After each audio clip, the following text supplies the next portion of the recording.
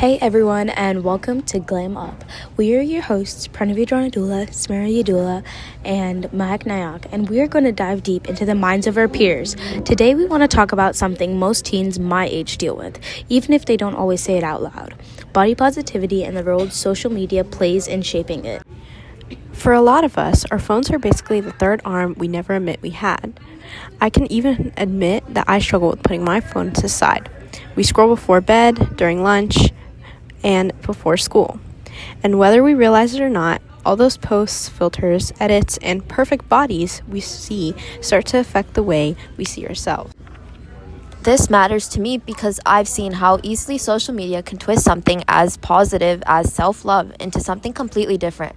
One moment you're scrolling for fun, and the next you're comparing yourself to someone who doesn't even look like their own photos. And suddenly, body positivity isn't about embracing who you are. It becomes a race to who's perfect. And that pressure, it can sit with you quietly in ways that really affect your mental health. Social media isn't all that bad. In fact, some of the most powerful moments of healing and self-acceptance begin with a single post. Somewhere, a teen picks up their phone after a long day of comparing themselves to impossible standards, and instead of another flawless photo, they see a creator, like Spencer Barbosa, laughing, being real, reminding them that perfection was never the point. Slowly, these spaces online have become more than just feeds. They've become lifelines. Teens share unedited photos with shaky hands, confessing insecurities they've hidden for years. Others respond with "same, I get it, and you're not alone." And suddenly, the screen doesn't feel so cold anymore. In these communities, representation isn't just a word, it's a feeling. When teens see people who look like them with their skin tone, their body shape, their scars, their stretch marks, their everything, something shifts. The idea that only one kind of body is right starts to crack. In that opening, confidence, connection, and self-worth begin to grow. But of course, there's another side. Social media can create a constant comparison loop. Even when we know photos are edited, our brains don't always act like they know it. We compare our real selves to someone else's highly filtered highlight reel or Instagram post.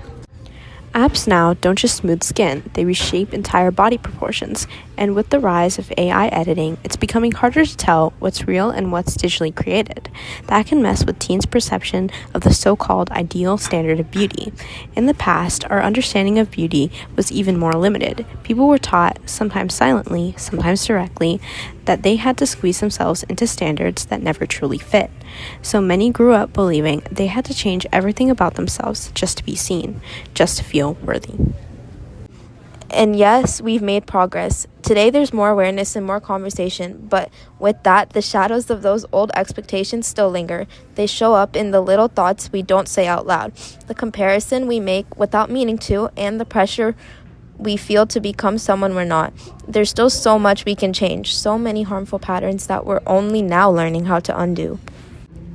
This is part of the reason we started Minds Over Mirrors. To introduce ourselves, we are a New Jersey HOSA group focused on body positivity, media literacy, and helping teens understand the difference between real confidence and edited perfection. We dive deep into how teens might be affected by negative beauty standards and how that can in turn cause them to suffer from social anxiety and body dysmorphia. We've talked to so many students who admit they compare themselves to photos they know aren't real, even deleting pictures they liked or trying to fix tiny flaws no one else sees. That's how powerful social media is. But once teens learn what actually goes on behind the scene, the filters, poses, and edits, the pressure starts to shrink.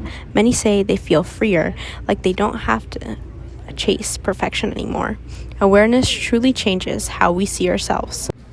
So here's the message I want to leave you with. Social media has the power to build us up or tear us down. It can connect us to supportive communities, but it can also set impossible standards. The goal isn't to quit social media entirely, it's to learn how to use it without losing yourself. As someone who works to promote body positivity, I believe the first step is being honest. Honest about editing, honest about comparison, and honest about the fact that everybody deserves respect, online and offline. I hope this conversation can help you guys feel like you're not alone. There's so many people out there going through the same things that you are going through. These are your hosts signing off. Thank you for listening, and make sure to follow our Instagram and TikTok at Minds Over Mirrors. Remember to look past the mirror and find you.